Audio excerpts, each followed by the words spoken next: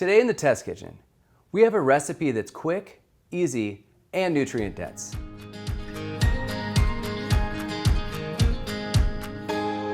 So the thing about this recipe, it's packed full of protein, fresh ingredients, and it makes for a great noodle salad.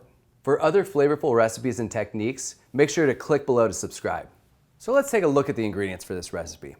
I've got some shredded carrots. Nice thing is I bought these at the grocery store in a bag pre-shredded. Big time saver. You can find lots of other uses for them, stir fries, all kinds of stuff. Some fresh avocado. I've got some fresh diced cucumber. Some edamame. So the edamame you usually find frozen. If you find it fresh, great. I'm using frozen, so I'm going to blanch it. If you find it fresh, it may be pre-cooked. I've got sesame oil, rice vinegar, soy sauce, a little bit of honey for sweetness, ginger. I've got soba noodles, which is a Japanese buckwheat noodle. They're nice, they've got a lot of flavor to them. They've got a good chew, I really like them in this dish. And then we've got the star of the show, our beef. So this is sirloin tip. The great thing about this cut is it's very economical. It has a good amount of marbling, and you'll find it fairly easily at the grocery store. Typically it's cut about a ½ inch thick, which makes it nice for this, because the idea behind this recipe is just a quick sear on either side to develop a crust, give it a little bit of flavor, and then you let it rest to that medium rare. And then dicing it to mix into this essentially noodle salad. So for the first step of this recipe, I've got 3 quarts of water that I just brought to a boil. I'm going to season it with about a teaspoon of salt. And then because I have a metal strainer, I'm going to put the strainer right on in. If you don't have metal, you can just pull the edamame out with a slotted spoon. But I'll put the strainer right in there and put the edamame into the strainer. That way I can just lift this right out and take it directly to the sink. This will blanch for about 3 to 4 minutes or until the edamame turns bright green. Then we'll take it to the sink and chill it down. So now we'll take these to the sink. So now we'll just rinse these with cold water to kind of stop them from cooking. Now that we've got the edamame cooked and partially cooled down, we'll go right into the noodles. I've got 2 bundles of soba noodles. When you buy them, they're usually in bundles like this. So I'll cook both of those, and I'm just using that same water, which is why I cooked the edamame and then pulled it out rather than draining and having to reheat water. We'll let these noodles cook for about 4 to 5 minutes, and you want to pull them slightly al dente, and then we'll take them and cool them down as well. So these noodles have been boiling and they're fully cooked now, so I'll grab a strainer and take them to the sink. So we'll go ahead and strain the noodles. And then we're going to rinse with cold water. This will help stop the noodles from cooking further. And these noodles contain a lot of starch. All right, now let's get back to the star of the show, the beef. First thing I'm going to do is coat it with just a touch of oil. This way I don't have to oil my pan. If you were grilling this steak, you wouldn't need to use this. But since we're searing it in a cast iron, I'm just going to put a little bit across the steaks. And any excess can just come right off. But this is to give the steaks just a slight coating of oil. That helps them develop a better crust when you get them into the pan. And by putting the oil on the steaks instead of in the pan, it'll help create a lot less smoke.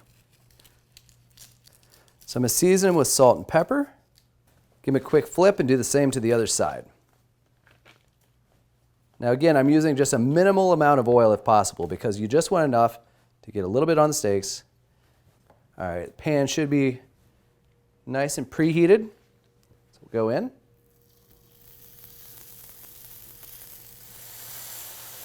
So now that we've got these in the pan, we'll let them sear for about 3 minutes on each side or until they reach an internal temperature of 125 degrees. Once we pull them out, the steaks will continue to cook a little bit more. So that's why I pull them at 125 so that the carryover cooking by pulling them out of the pan and allowing them to rest will let them go up to that medium rare temperature.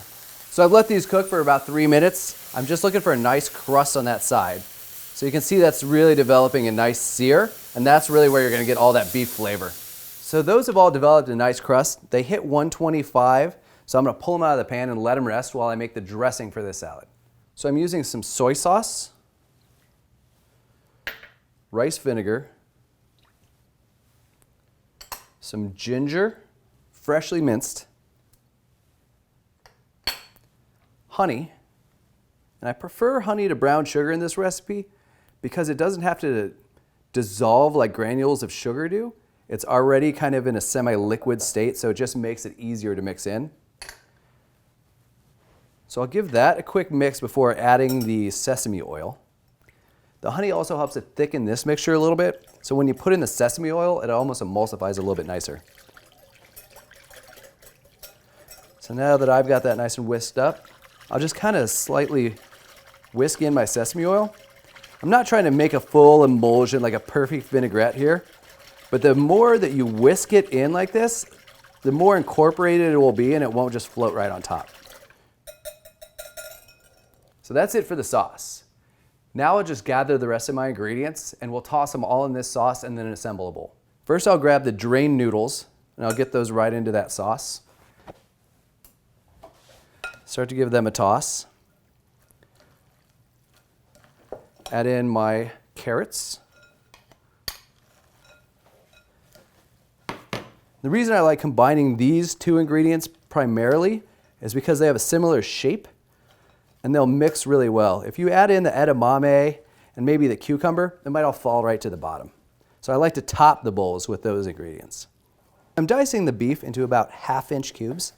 And again, that's inspired by a poke bowl. It just makes it a nice size for eating in a dish like this. Let's finish this up with the rest of the toppings to this bowl. So I've got my diced cucumber to add a little crisp and fresh flavor. The edamame that we briefly blanched earlier. And then just a few slices of avocado. And there you have it, a sesame beef protein bowl that's quick, easy, and full of flavor. Thanks for watching, and join us next time here in the Test Kitchen.